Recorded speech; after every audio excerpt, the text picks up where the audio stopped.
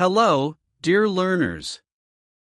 Welcome back to our channel, Daily English Talk, where English learning becomes an unforgettable adventure. Today, we begin the incredible life story of one of the greatest leaders in history, Nelson Mandela. This is not just a story, it's a journey of hope, courage, and determination. Listening to this story will help you improve your English vocabulary, pronunciation, and listening skills. But more than that, it will inspire you to dream big and never give up, no matter how hard life gets. So get ready for the most powerful and most motivational story you've ever heard. Let's start the journey of Nelson Mandela, a man who changed the world. Nelson Mandela was born on July 18, 1918, in a small, quiet village called Mbizo in the Eastern Cape of South Africa. His birth name was Rolihlahla Mandela, which in the Xhosa language means pulling the branch of a tree. Some people also say it means troublemaker, a name that would later reflect his boldness in challenging injustice. He was born into the Thembu royal family, a tribe known for its rich history and culture. His father, Gadla Henry Mfakaniiswa, was a respected chief and advisor to the Tambo king. Although Mandela's family was not wealthy, they were deeply respected in the community. His mother, Nokeni Fanny, was a devout Christian who taught him the importance of kindness, humility, and faith. Mandela's childhood was simple but filled with joy. He lived in a hut made of mud and straw surrounded by open fields and rolling hills. There was no electricity, no running water, and no modern luxuries, but Mandela felt free and happy. As a young boy, he loved to run barefoot in the fields, herd cattle, and swim in the streams. He played traditional Xhosa games with his friends and listened to elders tell stories around the fire at night. These stories, often about brave warriors and leaders, ignited a spark in young Mandela's heart. One day, his father told him a real leader is not someone who wants power for himself but someone who serves his people. These words stayed with Mandela. Throughout his life, when Mandela was only 9 years old, tragedy struck. His father fell ill and passed away. This was a devastating loss for the young boy, but it also marked a turning point in his life. After his father's death, Mandela's mother took him to live with Chief John Ntaba Dalindyebo, a royal leader of the Thembu people. Chief John Ntaba welcomed Mandela into his home as if he were his own son. For the first time, Mandela saw a life beyond his small village. He lived in the chief's palace, where he observed meetings and learned about leadership, tradition, and responsibility. Mandela began attending a local Methodist school at the age of 7. It was here that his teacher, Miss Ningane, gave him the name Nelson, as was the custom for African children to be given English names in schools. Although Mandela did not understand why he needed a new name, he accepted it and focused on his studies. He quickly became a diligent student, curious about everything he learned. He loved English literature, geography, and history, especially stories of African heroes who fought against colonial rule. Mandela often said education is the most powerful weapon that you can use to change the world. This belief drove him to study harder and dream bigger. As Mandela grew older, he became more aware of the inequalities around him. South Africa was ruled by the system of apartheid, which kept black and white people separated in every part of life. Black people were not allowed to vote, own land, or live in the same neighborhoods as white people. Mandela could see the unfairness everywhere. At the age of 16, Mandela participated in a traditional Xhosa ceremony where boys become men. During the ceremony, elders spoke about the responsibilities of manhood, but they also shared their sadness about the state of their people under apartheid. Mandela felt a deep sense of duty to fight for justice and equality. When Mandela was 19 years old, Chief John Gandaba arranged a marriage for him, but Mandela had other dreams. He wanted to continue his education and make his own choices, so he made a bold decision. He ran away to the bustling city of Johannesburg. In Johannesburg, Mandela saw a completely different world. The city was vibrant but full of challenges. Black people worked hard for very little pay and lived in poor conditions while white people enjoyed all the wealth and privilege. Mandela worked as a night watchman at a gold mine while continuing his education. He lived in a small, crowded room and often went hungry, but he never gave up. He believed that education would open doors to a better future. Mandela eventually enrolled at the University of Witwatersrand, where he studied law. He was one of the few black students at the university and faced discrimination, but this only made him stronger. During this time, Mandela joined the African National Congress, a political organization fighting for the rights of black South Africans. He attended secret meetings where he listened to passionate speeches and shared his ideas for a fairer South Africa. Mandela dreamed of a South Africa where everyone, regardless of their race, could live together in peace and equality. He wanted to create a country where children could play together without fear, where families could build their futures, and where justice would prevail. This dream became the driving force of his life, but the road ahead was filled with challenges, sacrifices, and pain.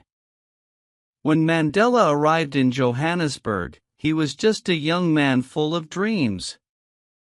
The city was alive with energy, but it was also full of challenges. Black people were treated as second-class citizens and forced to live in poor neighborhoods called townships. Mandela rented a small room in Alexandria, one of the poorest townships, and worked as a clerk in a law firm. The job was demanding, but it gave him a chance to learn about the legal system and how it was used to oppress black South Africans. He spent his evenings studying by candlelight, determined to finish his law degree. Mandela's hunger for knowledge was unstoppable. He often said, "I have walked that long road to freedom. I have tried not to falter. I have made missteps along the way, but I have discovered the secret that after climbing a great hill, one only finds that there are many more hills to climb."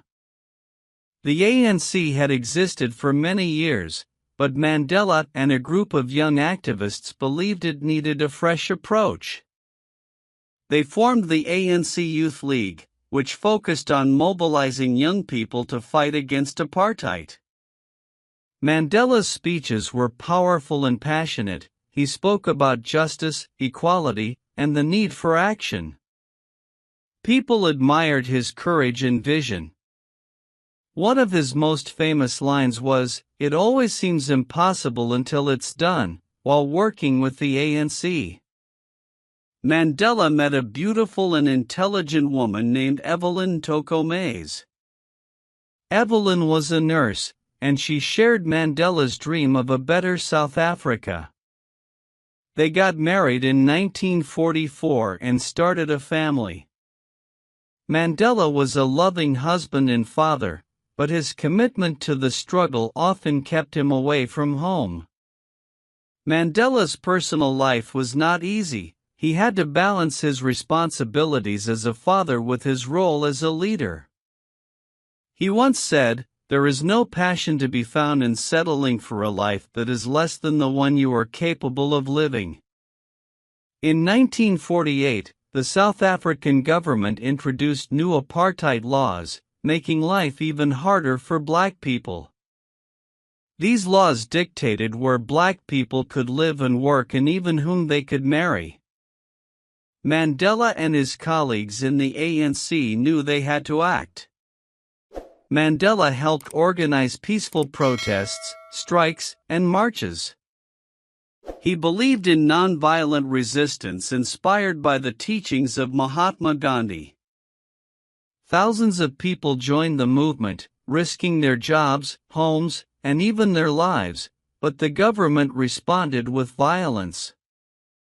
Protesters were beaten, arrested, and sometimes killed. Mandela himself was arrested multiple times, but he refused to give up. He said, "Courage is not the absence of fear, it is inspiring others to move."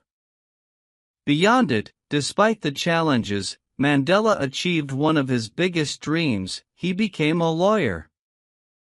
In 1952, he and his friend Oliver Tambo opened the first black law firm in South Africa, Mandela and Tambo Attorneys. The firm provided free or low-cost legal help to black South Africans who were victims of apartheid. Mandela spent his days in courtrooms defending people who had been unfairly treated. At night he worked with the ANC to plan the next steps in their fight for freedom.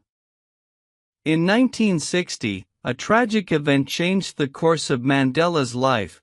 During a peaceful protest in the town of Sharpeville, police opened fire on the crowd, killing 69 people and injuring hundreds more. This massacre shocked the world and made Mandela realize that peaceful protests alone might not be enough. The government banned the ANC, forcing Mandela and other leaders to go underground. They formed a secret armed group called Umkhonto we Sizwe, which means Spear of the Nation.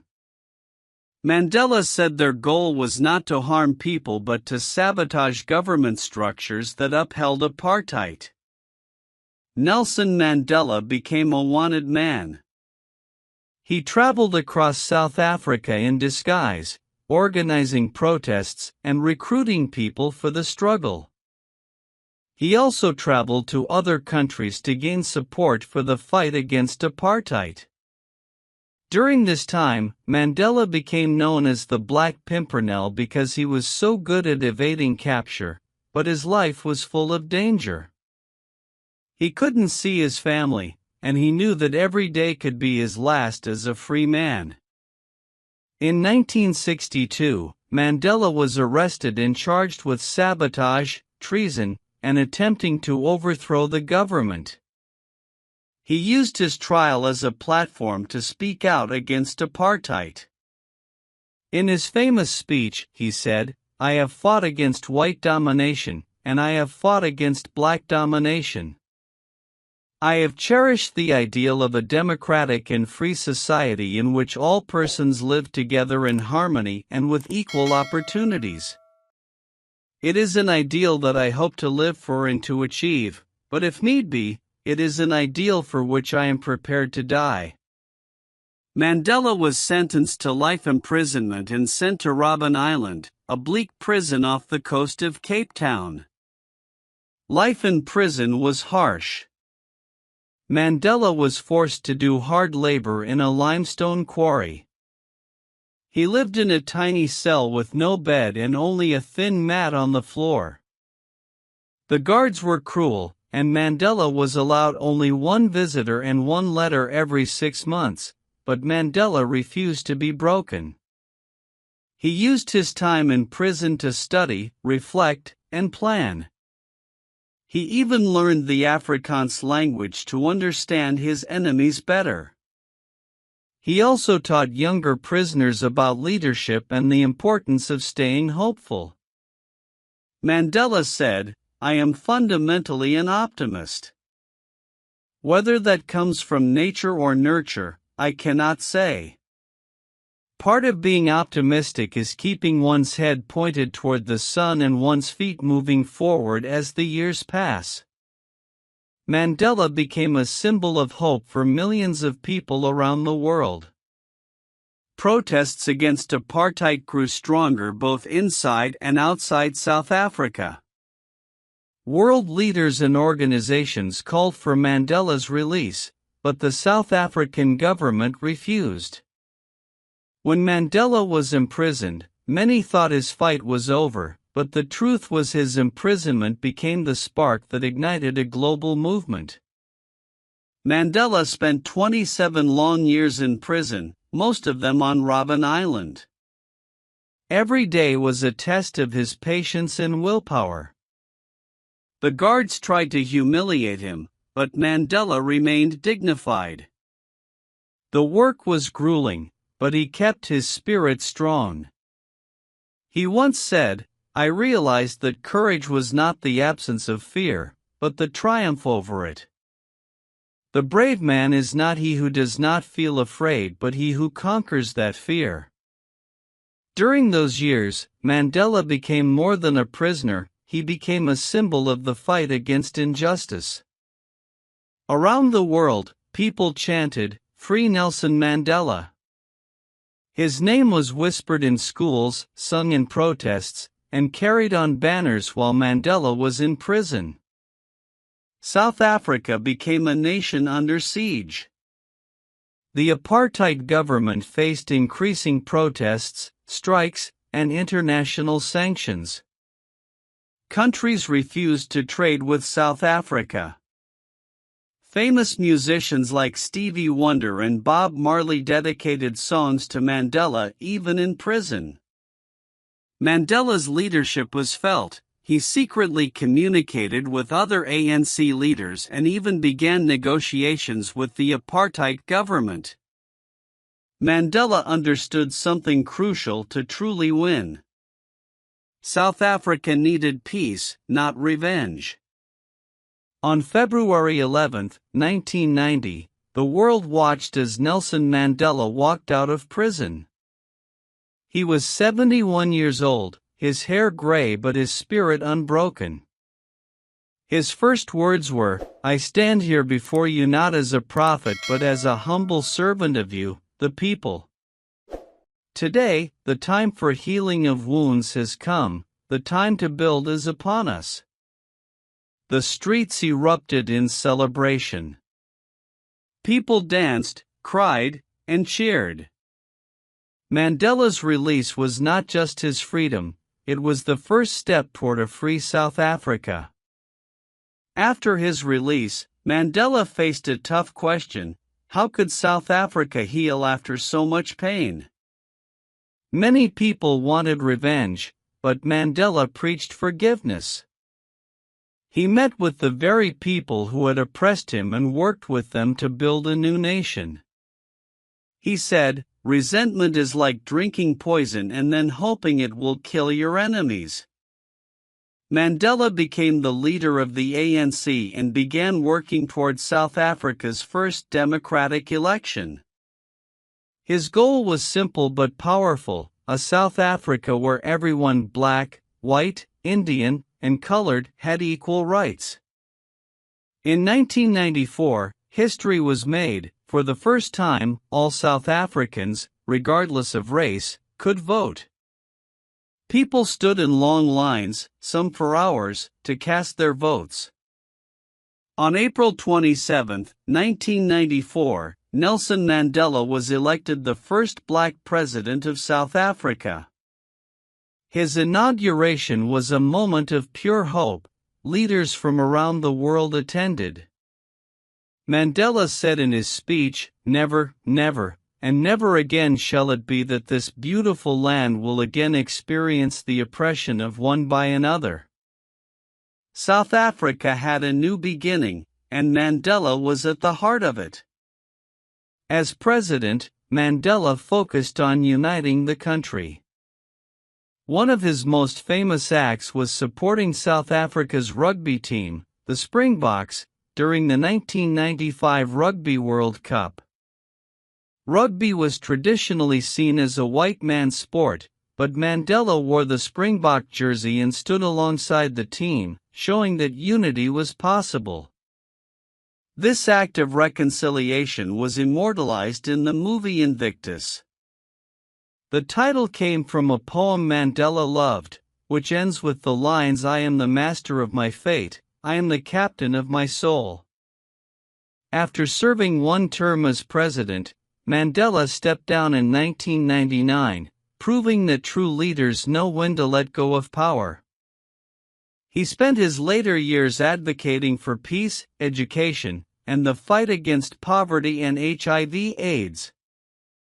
Mandela traveled the world meeting leaders, inspiring youth, and reminding everyone of the power of forgiveness and determination.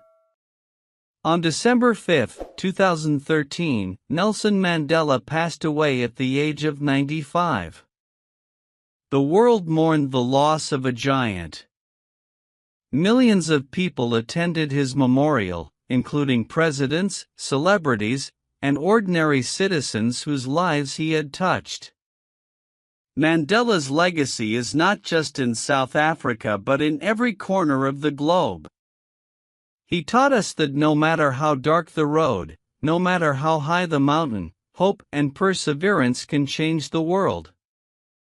Nelson Mandela's life is proof that greatness is not something you are born with, it's something you achieve through hard work, sacrifice, and unwavering belief in your dreams. His story reminds us to never give up, even in the hardest times. Forgiveness is stronger than hate, and one person can make a difference.